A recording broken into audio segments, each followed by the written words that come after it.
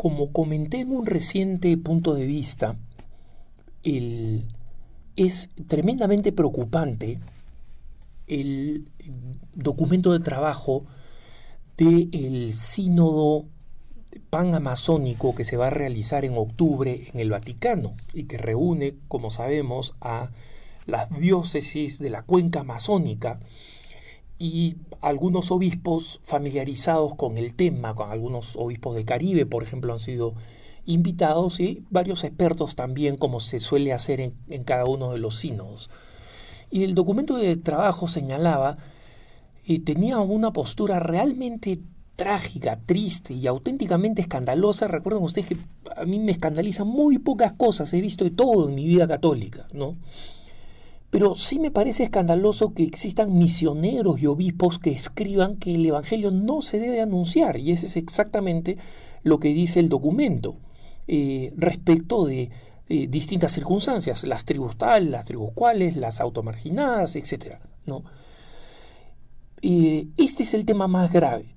Pero el tema que más está llamando la atención es la pretensión de muchos de los organizadores del sínodo, o más que los organizadores, varios de los participantes, de lograr que se apruebe el sacerdocio casado en la Amazonía, y explicando esto como una situación extrema y excepcional y aplaudiendo la importancia del celibato, pero básicamente volviendo al celibato opcional.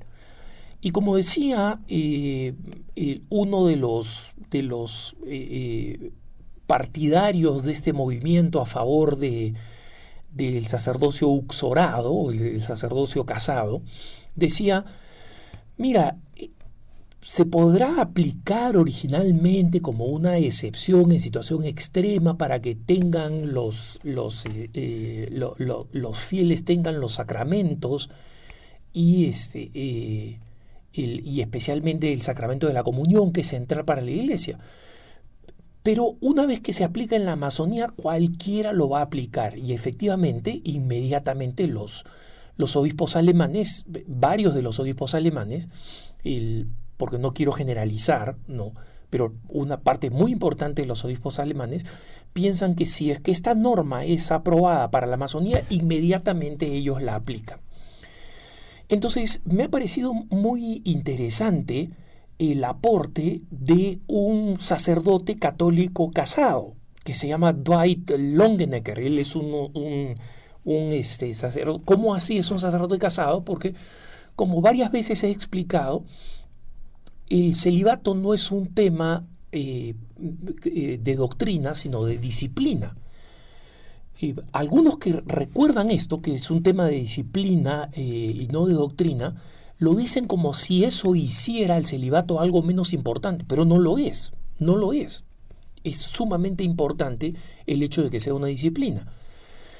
Pero en la Iglesia Católica se ha permitido que algunos sacerdotes anglicanos o episcopalianos que estaban casados antes de convertirse puedan ser recibidos en el sacerdocio en la Iglesia Católica, aunque ya estén casados.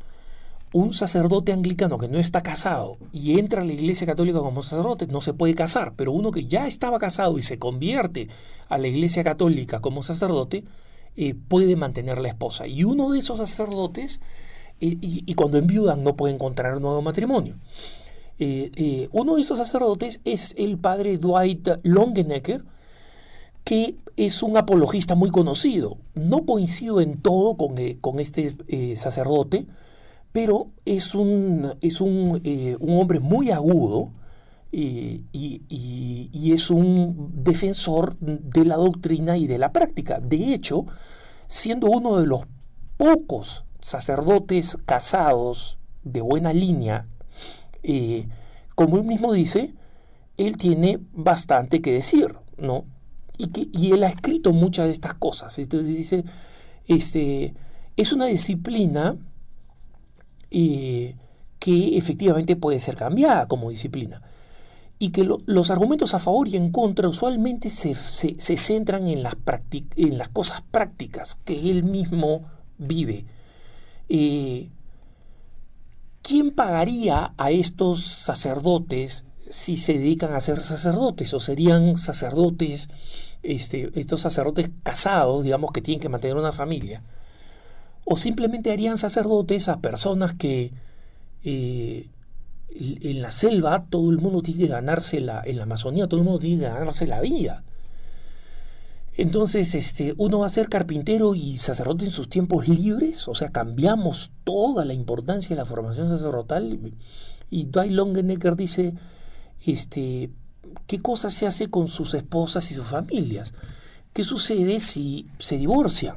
¿No?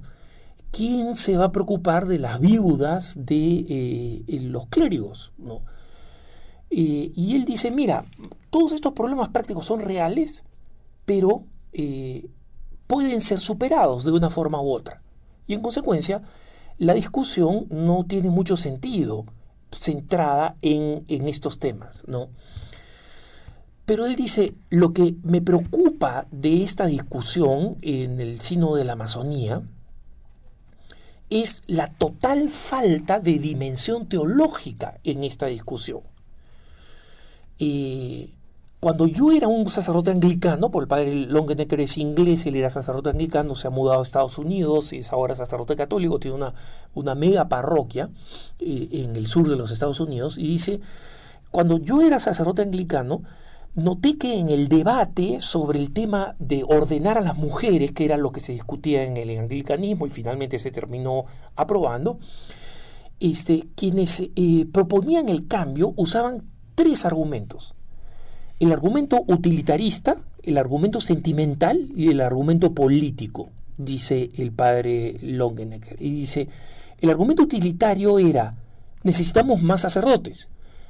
Sally, por decir un típico nombre inglés, ¿no? Sally, de un típico nombre inglés de mujer, Sally es una excelente persona de la iglesia. Ella puede hacer muy bien el trabajo. ¿Por qué no lo hace? Ordenarla resolverá un montón de problemas, ¿no? El argumento sentimental, explica el padre Longenecker, acá lo cito, dice, Sally es un amor de persona. Es tan santa y tan devota. Todo el mundo la quiere. Ella sería un excelente sacerdote. Ella se siente llamada a ser sacerdote.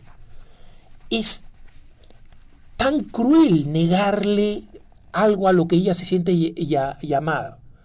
Deberíamos ser buenos con Sally. Ella se siente perseguida y alienada por este rechazo a que ella pueda ser sacerdote. Entonces, consecuentemente tenemos que ordenarla sacerdote. Y el argumento político es, esta es una cuestión de justicia. Las mujeres tienen que ser iguales a los hombres. Es discriminación misoginista negarles los mismos derechos y potestades que los hombres. Las mujeres tienen que ser ordenadas. Y lo que dice Longenecker es que estos son exactamente los 3 argumentos que siempre son utilizados por los progresistas cuando quieren impulsar el cambio. Ahora él dice, yo no tengo ningún problema en admitir que estos argumentos tienen algún peso, ¿no? Pero el problema es que estos son los únicos argumentos. ¿Y por qué es un problema? Porque los 3 argumentos son completamente subjetivos. Y en realidad se pueden utilizar para cualquier causa imaginable, ¿no? El utilitario, el sentimental y el político. Y pueden ser manipulados para producir básicamente cualquier cambio, ¿no? Y como son precisamente subjetivos, nunca son completamente racionales. Es lo que dice el padre Longenecker. Y estoy de acuerdo, por eso lo cito, ¿no? Son argumentos emocionales. Y el argumento sentimental, que es, digamos, el más extremo de los emocionales, se entreteje con los otros 2, con el utilitario y con el político, ¿no? Y lo mismo pasa con los argumentos a favor de los sacerdotes casados. No hay suficientes sacerdotes, ¿por qué marginamos al pueblo? Hay indígenas ancianos que se sienten llamados al sacerdocio, ¿no? Y, y justamente dice él dice, mira, si nosotros aceptamos estos cambios en una diócesis en la Amazonía, pues estar seguro de que esto se va a terminar aplicando de una manera a través de múltiples subterfugios a toda la iglesia, ¿no? Y él dice, mira, en el fondo, siendo un sacerdote, estamos en una realidad en la que perfectamente, siendo un sacerdote casado, estamos en una realidad en que ciertamente esto se podría discutir, pero si se discute, tendría que ser una discusión teológica a los más altos niveles, ¿no? Porque si no, utilizando la excusa de la sinodalidad, de que cada iglesia local resuelve sus problemas, al final vamos a terminar produciendo un cambio dramático al interior de la Iglesia Católica, que es la aceptación de los sacerdotes casados a través de un sínodo de segundo nivel. Y yo sé que hay gente que se ofende diciendo, Alejandro, porque el sínodo de la Amazonía es tan importante, el futuro de la ecología, etcétera, ¿por qué lo llamas por un sínodo de segundo nivel? ¿Por qué es un sínodo de segundo nivel? Tenemos los sínodos ordinarios, los sínodos extraordinarios y los sínodos especiales. Y los sínodos especiales se centran en una temática para una parte específica del mundo, no a toda la iglesia. Y por eso los obispos invitados son obispos de la Amazonía, no de toda la iglesia. Entonces, el padre Longenecker dice, miren a la iglesia de Inglaterra, miren la iglesia anglicana, ¿cómo está? Esa es consecuencia de los cambios a través de procesos sinodales. Una iglesia completamente destruida. Y la única donde no está destruida, que son en los países de África, no está destruida porque se parece y norman de la manera más parecida a la iglesia católica. Entonces, no nos dejemos confundir por esas argumentaciones, hermanos. La iglesia no puede realizar cambios, o sea, cambios doctrinales se han realizado a lo largo de la iglesia, sí, pero esos cambios han sido parte de un proceso teológico sumamente importante y no consecuencia de presiones sociales y argumentos sentimentales que no pueden terminar determinando hacia dónde camina la Iglesia Católica del futuro. Que tengas un buen día.